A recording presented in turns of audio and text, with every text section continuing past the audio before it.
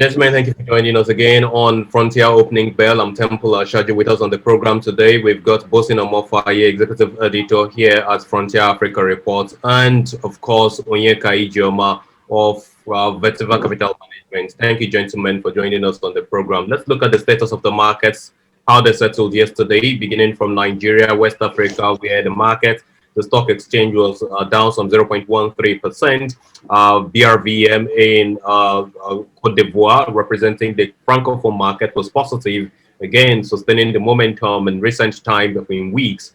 Yesterday was up by some 0.85%. For the Egyptian stock exchange, that also continued to rise, was up yesterday some 0.37%, while Kenya, Nairobi Stock Exchange in that region, was down by 1.16%. That's quite heavy compared to what we see on a daily basis in terms of the 30-day average as well. The South African Stock Exchange was positive by some 0.52%. And this leads us into the Eastern African market.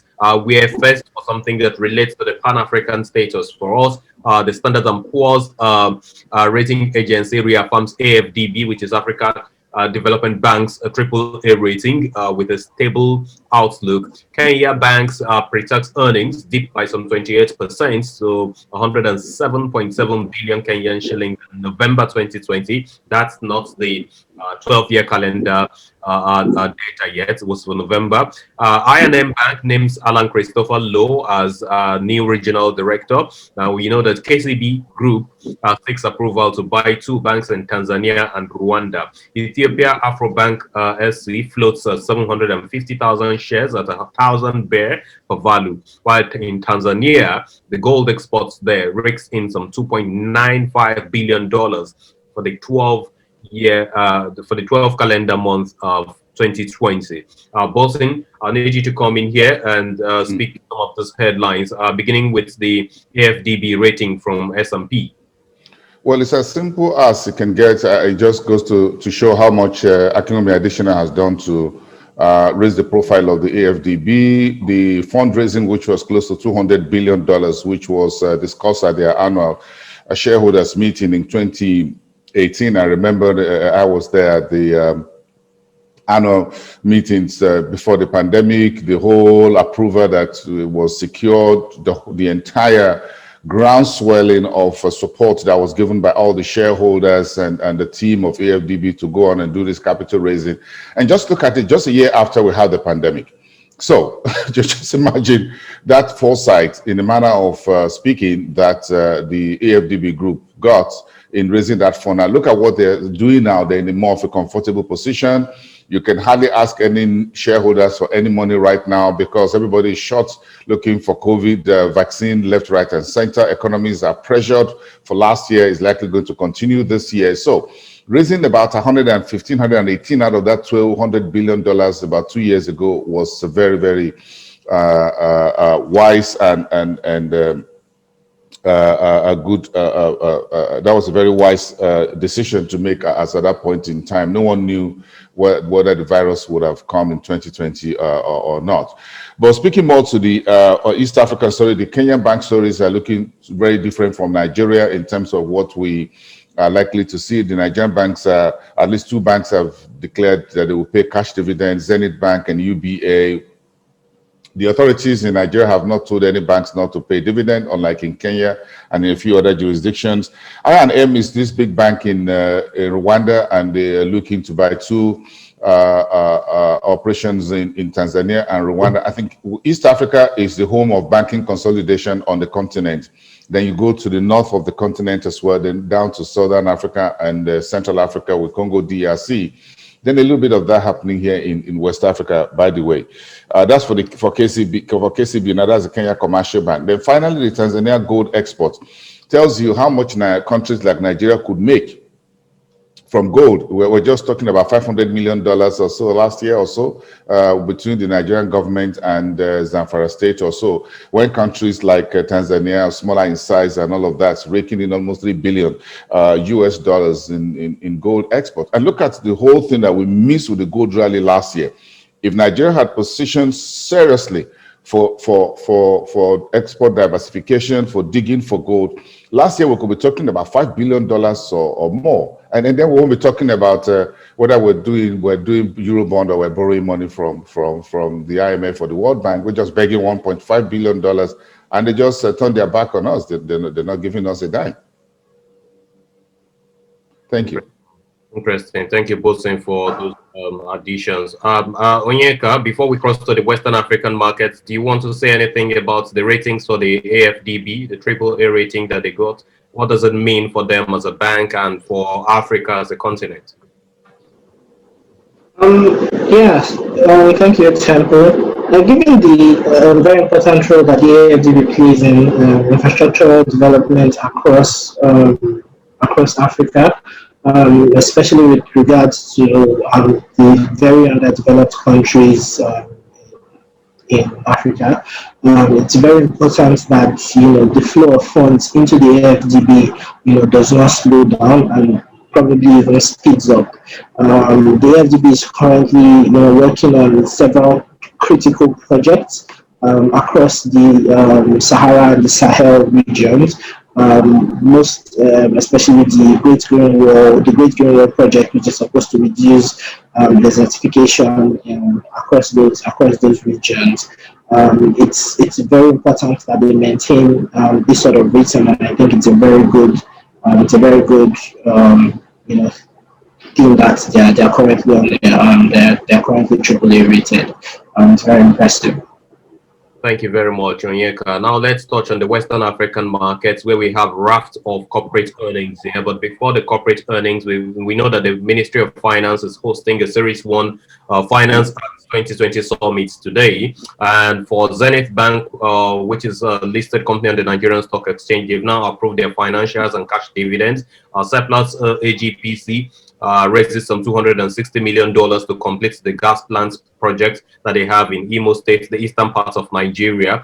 That's the Ano Gas project, company project there. Cornwall PLC full year, the revenue declined by 16% to 117.5 billion naira compared to 139.8 billion naira the calendar year 2019. In Unilever, has now that's Unilever Nigeria, not Unilever elsewhere, but Unilever Nigeria is appointing Michael Ipoki as a director, and Ghana is targeting some 17.6 million doses of COVID-19 vaccines by June this year. That's the President Akufo-Addo. Onyeka, you are the man with the markets here. Bosin and I are just journalists. So let's get your thoughts on the corporate earnings that we have here, beginning from Zenith through to Seplat and the rest. I mean, we've seen interesting areas across most of the companies that have released, from Unilever to Total Nigeria to Julius Berger. We've seen very interesting earnings in the banking space, largely very positive. Which is very interesting, given the happenings in 2020. For Julius Berger, we saw that even though top line and bottom line reduced year on year, it was much better than market expectation, and certainly much better than our expectation, as we saw a very quick pickup, a very quick ramp up in construction on contract completion for Julius Berger towards the second half of the year, and this was largely supported by a rapid disbursement of capex from the public sector.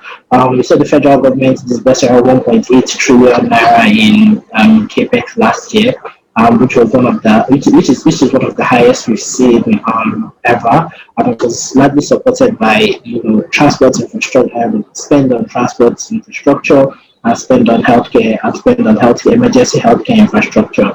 Given that we're getting into the AFCFTA mode, and every country is scrambling to patch up their transport infrastructure, we expect to see that level of spend continue to go into the market in 2021, which is good news for companies like Julius Berger and the cement makers. And then we saw also Unilever with Total. We saw that same ramp up in the second half of the year in top line, as demand picked up very quickly. With Total also, the regulation of the downstream sector has largely been very positive for their margins.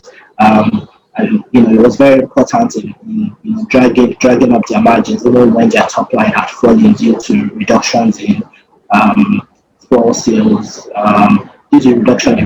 and also aviation.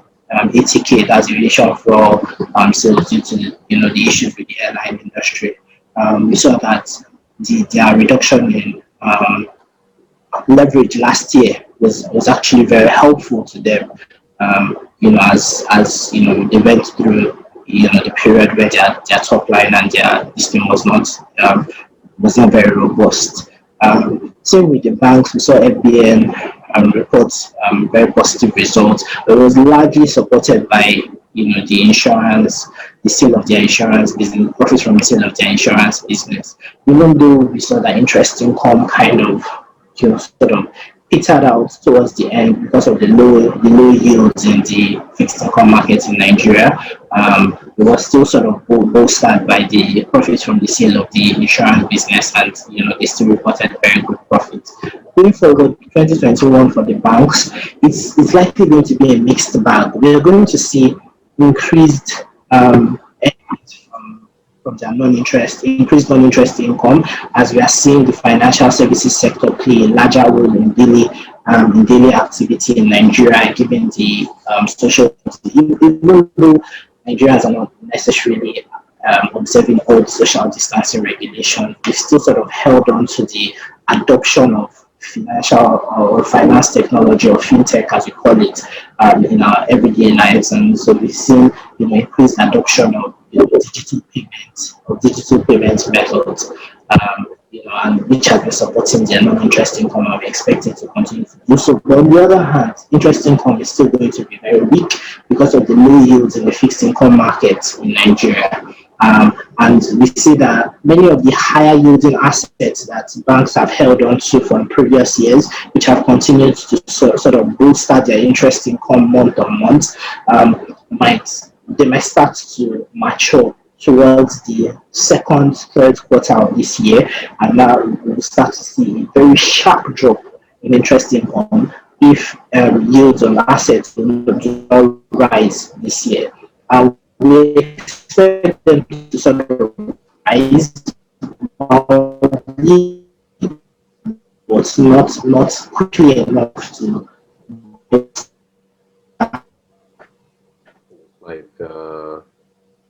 interest income this year. So it's going to be an interest income for the banks in Thank you. Okay. At some point we were actually losing your audio. It was becoming unclear, but it's fine. You're back now. Your shots are not freezing anymore. Okay. Quickly before we move to the Southern African markets, Bosun, is there anything that the markets generally and investing community should watch out for in terms of the Finance Act 2020 summit holding today?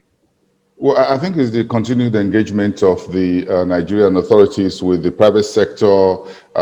Some information pushed out yesterday by PwC Nigeria did a survey of about 2,000 Nigeria business executives, and in terms of yes or no about this new Finance Act, because a 92% yes for the Finance Act. This is quite impressive that only 8% said no, 92% overwhelmingly said yes. So this is quite very interesting that despite other misgivings about the Buhari's administration, it seems that the recent 2 years seem to have some few things seem to be moving.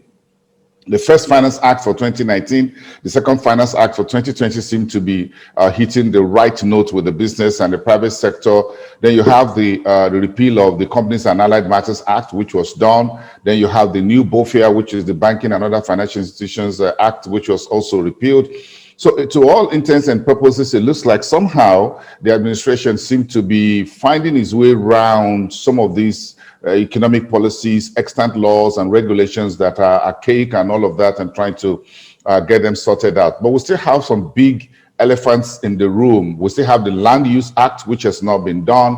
We have the Petroleum Industry Bill, and we have the Customs and Excise Duty document of 1958, which we inherited from the colonial masters. These are very big laws that will open up a whole new vista. In particular, the Land Use Act and the Customs and Excise Duties Act of I think it was 1948, not even 1958 now. It's been there for donkey years, and the whole trade and excise trade in Nigeria is bogged down by this document that the customs continue to use today, not to open up business or ease of doing business in terms of trade in Nigeria, import and export. If you don't take care of this Customs and Excise Duty Act, or what you call the of 1940, I'm not sure we're making any big progress. So they have the Nigeria Railways Act, by the way, as well, which will open up private sector. I'm sure Onyeka has sure. Yes, we've got some contributions on that. Yeah. So I just largely in line with what Boasin said. I have to say that transparency is going to be key to pushing. Is going to be very key going forward. We've seen the acceptance of this act largely because of continued engagement from the Ministry of Finance, from the tax authorities, from the budget office, and we've seen that over the past couple of years. This year, I think that especially today, key things that investors will be looking to, and producers and citizens will be looking to understand will be things like the unclaimed funds trust fund, which will take out unclaimed dividends and unclaimed bank balances over a couple of years. They want to understand how it would work. The Stamp Duties Act, just how large the net has been cast on the stamp duties, on the new stamp duties regulation.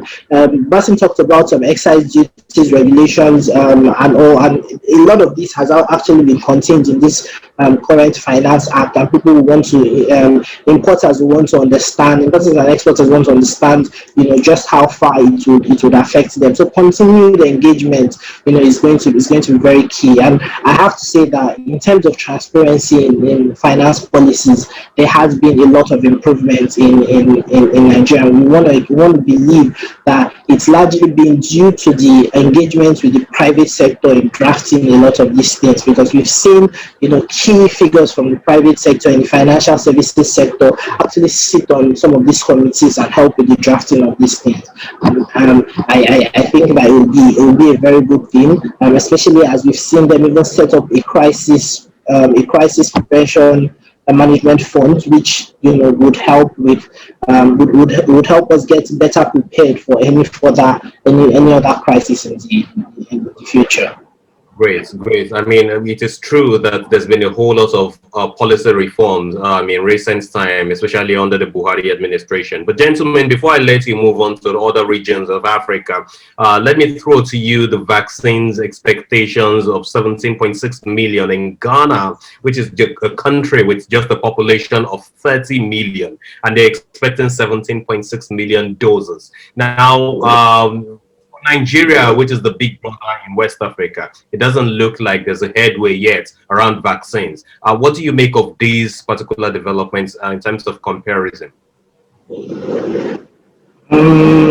Yeah, so I think the first thing I would say is that, first off, I think 17.6 million vaccines by June, especially given the scramble for vaccines globally, it might seem it's hard ambitious, but when you look at it in the scheme of things, given where, for example, countries like Israel have gotten to in terms of their vaccination, given that South Africa has already gotten their first shipment of vaccines, it doesn't seem very impossible.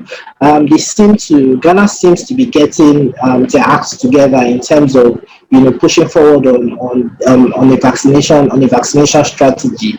Hopefully they get the funding correctly and they're able to get their bidding correctly, because the global scramble is crazy.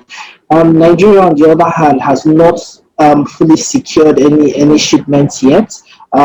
Outside of the ones that are coming from the African Union, because the African Union on its own is looking to secure vaccines and distribute across Africa. We're still sort of scrambling, and at the moment, the news that we're getting is that we're looking to purchase from India and from Russia, which is not a bad thing in a sense, because India is one of the largest producers of the Oxford AstraZeneca vaccine, and unfortunately, they are also producing some locally made variants which have not been widely tested and approved yet.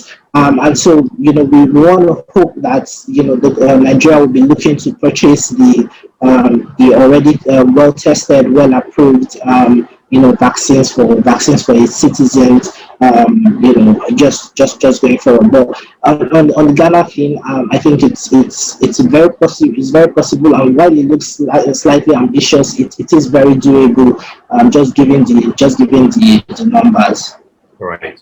Bosin, I'll get you to speak to the vaccine matter as well. But let's now dovetail into the Southern African markets, where, of course, we still have stories around the vaccine talks there. That's as it relates to South Africa specifically. AstraZeneca's 1 million dose of the vaccine has now arrived in South Africa, and they've now President Cyril Ramaphosa has also just lifted the restriction on the sale of alcohol. As a defense company, Denel reports on 1.96 billion rands loss.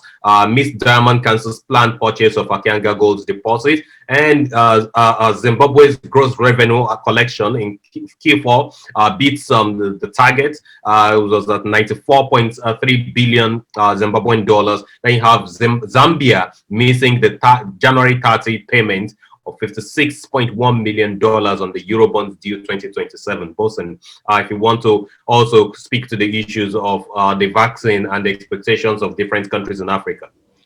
Well, I think Onyeka has spoken quite well about the vaccine. South Africa has got 1 million doses landed from AstraZeneca yesterday. Nigeria, what I heard in the news this morning, we're going to get about double-digit million of this jab anytime in the next couple of months. But I think speaking to other corporate news, some other big economic news is that Zambia's default on its Eurobond, the coupon payment of about $56 million over the last weekend that was.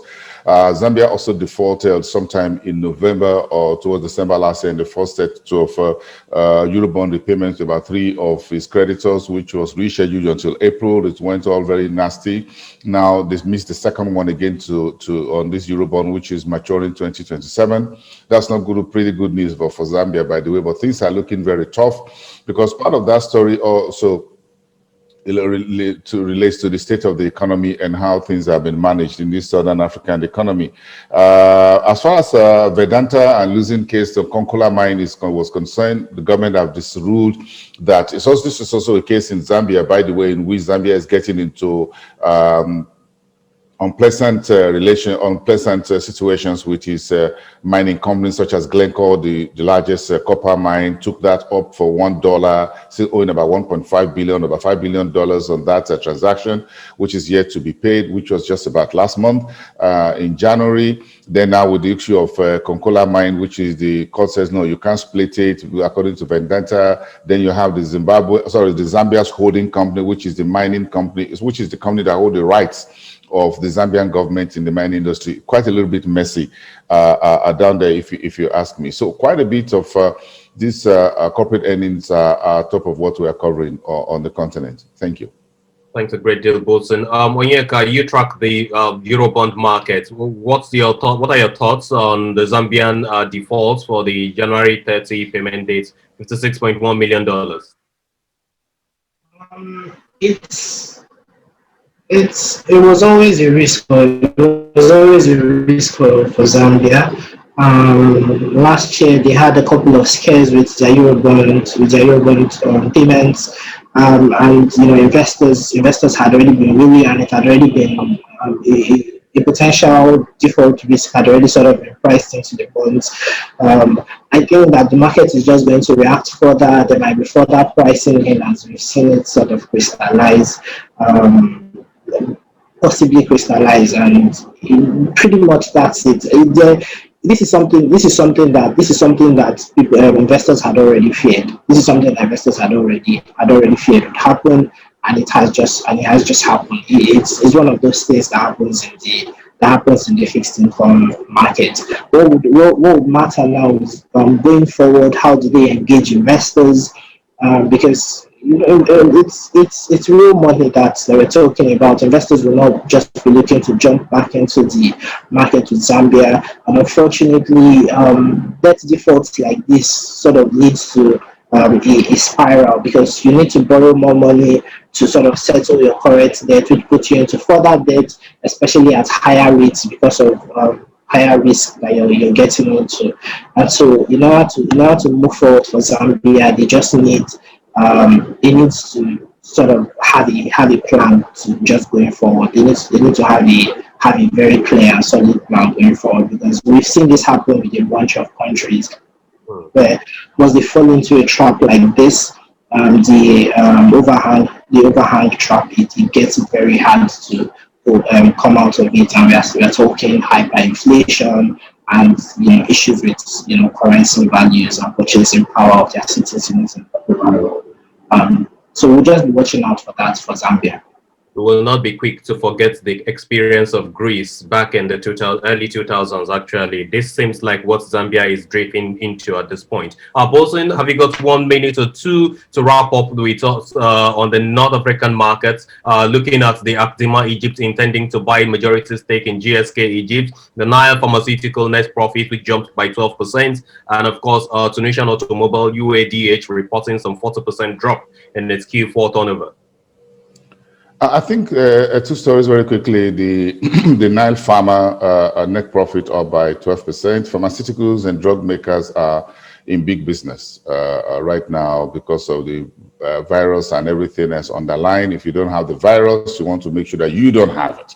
And which is the best way to have it? To keep your immune up very well. So you've got to take more multivitamins and what have you. If you have the virus, you want to get out of it. You don't want to die or infect others. So either ways, health is winning. Healthcare is winning. Drug is winning. Pharmaceuticals are winning.